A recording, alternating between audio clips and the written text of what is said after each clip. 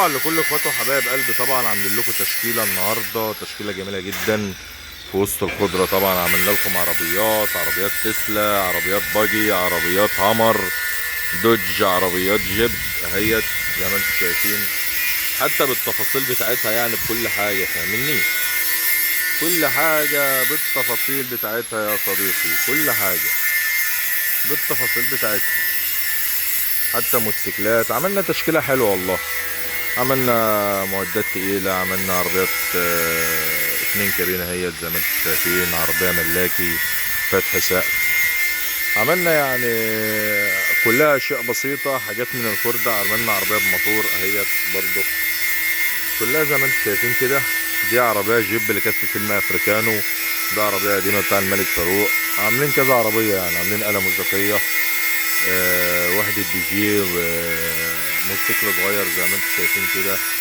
في حاجات كتيرة اشكال. طبعا مقاسات الموتوسيكلات كتير موجودة كتير، يعني في مقاسات صغير، في وسط، في اكبر، في احجام كبيرة زي ما انتوا عايزين. كل ده طبعا بنعمله من الخردة، اشكال كتير مختلفة زي ما انتوا شايفين اهوت.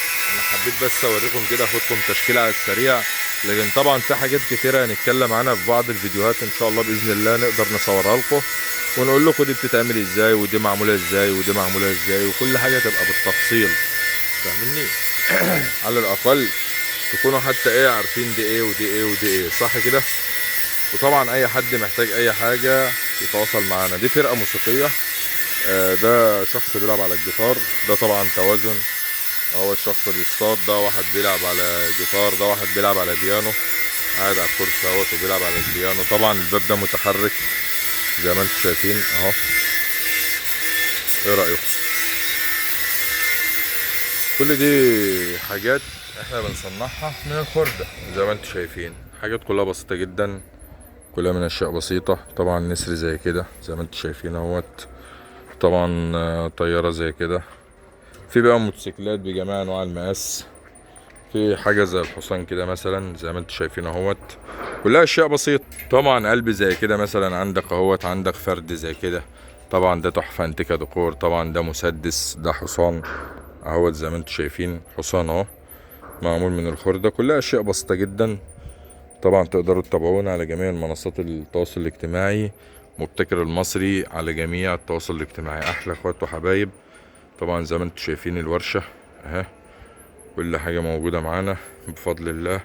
في مسجد قبة الصخر زي ما انتم شايفين. طبعا تشكيلة العربيات من فوق عاملة ازاي زي ما انتم شايفينها كده، كلها اشياء بسيطة اهي. كل الحاجات دي احنا بنعملها شغل يدوي، هاند ميد يدوي. نسر زي كده في منه احجام كبير وصغير ووسط. يلا احلى اخوات، تابعونا المبتكر المصري على جميع التواصل الاجتماعي. احلى اخوات.